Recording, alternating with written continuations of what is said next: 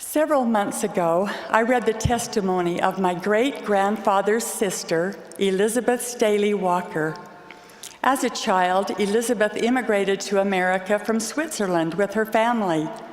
After Elizabeth married, she and her husband and children lived near the Nevada border where they ran a mail station. Their home was a stopping place for travelers. All day and all night, they had to be ready to cook and serve meals for travelers. It was hard, exhausting work, and they had little rest. But the greatest thing that concerned Elizabeth was the conversation of the people they associated with.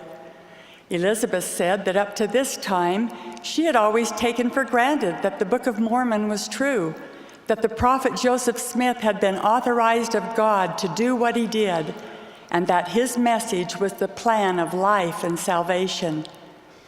But the life she was experiencing was anything but would strengthen such a belief. Some of the travelers who stopped were well-read, educated, smart men, and always the talk around her table was that Joseph Smith was a sly fraud who had written the Book of Mormon himself and then distributed it to make money. They acted as if to think anything else was absurd, claiming that Mormonism was bunk. All this talk made Elizabeth feel isolated and alone. There was no one to talk to, no time to even say her prayers, although she did pray as she worked. She was too frightened to say anything to those who ridiculed her religion.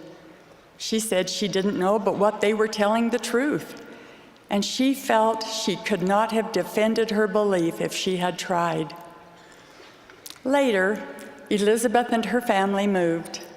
Elizabeth said she had more time to think and was not so distracted all the time.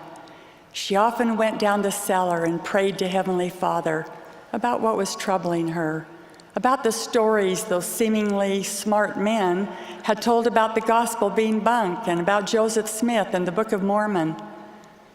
One night, Elizabeth had a dream. She said, "It seemed I was standing by a narrow wagon road which led around by the foot of a low rolling hill.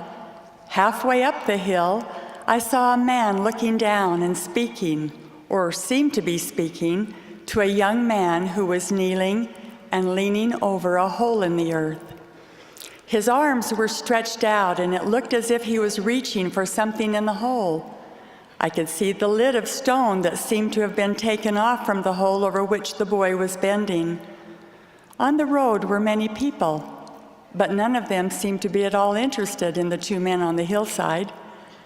There was something that came along with the dream that impressed me so strangely that I woke right up.